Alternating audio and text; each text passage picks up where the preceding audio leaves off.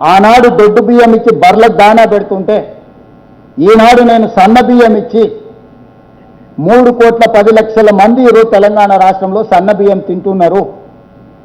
Ration కార్డులు నేను ఇచ్చిన, 500 రూపాయలకు సిలిండర్ నేను ఇచ్చిన, 200 యూనిట్లు ప్రతి ఇంటికి పేదవాడికి 50 లక్షల కుటుంబాలకు ఉచిత కరెంటు నేను ఇచ్చిన, 3,10,00,000 మందికి సన్న బియ్యం నేను ఇచ్చిన, రాజీవ్ ఆరోగ్యశ్రీ 10 లక్షలకి నేను పెంచిన, 21,000 కోట్ల రూపాయలు 25 లక్షల మంది రైతు కుటుంబాలకు రైతు రుణమాఫీ నేను చేసిన.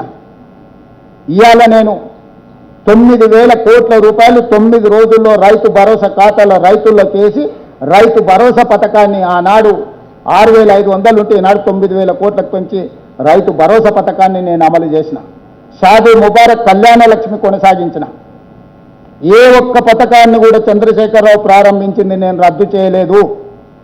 నేను అదనంగా సన్న బియ్యం ఇచ్చినా, రేషన్ కార్డు ఇచ్చినా, ఉచితగా కరెంటు రైతులకు ఇవ్వడమే కాకుండా ఇండ్లకి 200 యూనిట్లు ఉచిత కరెంట్ ఇచ్చినా, 500 రూపాయలకు సిలిండర్ ఇచ్చినా, ప్రతి పథకాన్ని నేను అమలు చేసిన, అదనంగా చేసిన. ఏళ్ళ నుంచి సమాజాన్ని పట్టి పీడిస్తున్నా. ఇక్కడ చాలా మంది మిత్రులు ఉండొచ్చు, వర్గీకరణ మీద ఎవరైనా ఈ దేశంలో సాహసం చేసిందా? 35 సంవత్సరాల నుంచి ఎస్సీ వర్గీకరణ మీద పోరాటాలు చేసి పిల్లలు ప్రాణాలు కోల్పోయి ప్రాణం పెట్టి కొట్లాడింది. వర్గీకరణ సమస్యకు శాశ్వత పరిష్కారం చూపించి వర్గీకరణనే మొట్టమొదటి దేశంలో అమలు చేసిన రాష్ట్రంగా నేను మొదటి స్థానంలో నిలబడ్డా. 100 సంవత్సరాల నుంచి కులగణన జరగకపోతే బ్రిటిషర్స్ చేసిన కులగణన తర్వాత ఈ దేశంలో జనగణనలో కులగణన చేసి దేశానికి ఆదర్శంగా నిలబడి నరేంద్ర మోడీ కేంద్ర ప్రభుత్వం మెడలు వంచి రేపు జరగబోయే 2026 జనగణనలో కులగణన చేర్పించిన రాష్ట్రం తెలంగాణ రాష్ట్రం. నేను పకడ్బందీగా కులగణన చేసి సోషల్ జస్టిస్ చేసిన. February 4th every year social justice day కింద సెలబ్రేట్ చేయడానికి నేను జీవో ఇచ్చిన. 10 సంవత్సరాలు తెలంగాణ రాష్ట్రానికి రాష్ట్ర గీతమే లేదు.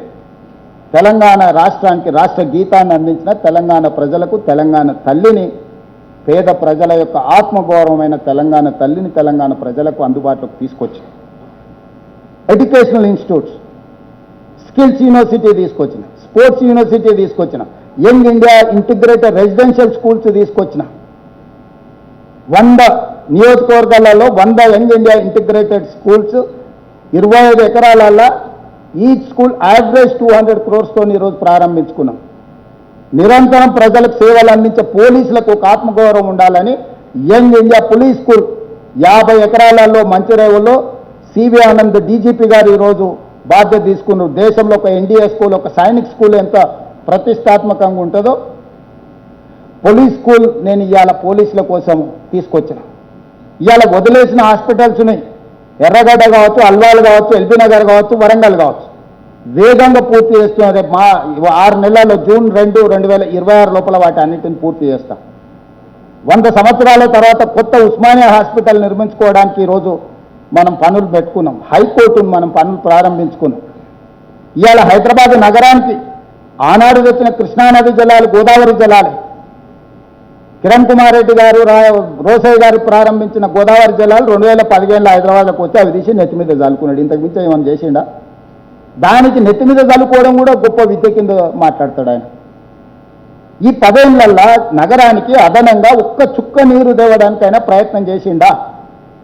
ఇవాళ నేను గోదావరి జలాలు 20 టీఎంసీలు హైదరాబాద్ నగరానికి ప్రణాళికలు పూర్తి చేసి తీసుకొని వచ్చిన. పనులు జరుగుతున్నాయి వేగంగా. విద్యుత్ విషయంలో, తాగునీటి విషయంలో, కంపెనీల పెట్టుబడుల విషయంలో, ఐటీ రంగంలో, ఫార్మా రంగంలో, విద్యారంగంలో అంతర్జాతీయ స్థాయి ప్రమాణాలు ఉన్న విద్యా సంస్థల్ని నగరానికి తీసుకురావడానికి దాదాపుగా 3 లక్షల కోట్ల రూపాయలు పెట్టుబడులు ఈ నగరానికి మేము తీసుకొచ్చినాం. అంతర్జాతీయ సంస్థల్ని మేము తీసుకొచ్చినాం, ప్రతిష్టాత్మకమైన సంస్థల్ని. ఎల్లి ఒక ప్రపంచ స్థాయి సంస్థ, అమెరికన్ ఎయిర్లైన్స్, మెక్డొనాల్డ్స్, ఇలా చెప్పుకుంటూ వెళ్తే 70% జీసీసీ సెంటర్లు నేను వచ్చినాక తీసుకొచ్చిన. డేటా సెంటర్స్ ఈరోజు ప్రపంచంతోనే పోటీ పడేటందుకు ఈరోజు మనం చేస్తున్నాం. అహ్మదాబాద్ సబర్మతి రివర్ ఫ్రంట్ కట్టుకోవచ్చు, గుజరాత్ ఉత్తరప్రదేశ్ గంగా నది రివర్ ఫ్రంట్ కట్టుకోవచ్చు, ఢిల్లీ యమునా నది రివర్ ఫ్రంట్ కట్టుకోవచ్చు. అది అద్భుతమని ప్రపంచం అంతా ప్రచారం చేసుకుంటారు మోడీ ఆయన తాబేదారు. హైదరాబాద్ నగరంలో మూసి రివర్ డెవలప్మెంట్ ఫ్రంట్ కట్టుకుందాం అంటే మేము అడ్డం పడుకుంటాం, మేము పోయి అడ్డుకుంటామని ఈరోజు కిషన్ రెడ్డి వీళ్ళు మన వరదలు వచ్చినప్పుడు ఎందుకో పోయి పండుకోలేదు. మనం మూసి అంత కొట్టుకపోతుంటే ఎందుకు ఉండలేదు అక్కడికి వెళ్ళి. అంటే బీజేపీ పాలిత రాష్ట్రాలలో అభివృద్ధి జరగాలి, తెలంగాణ రాష్ట్రంలో అభివృద్ధిని అడ్డుకోవాలి. ఎందుకంటే ఇక్కడ పెట్టుబడులు గుజరాత్కు తరలిపోవాలి. ఇదే కిషన్ రెడ్డి గారి ప్రణాళిక.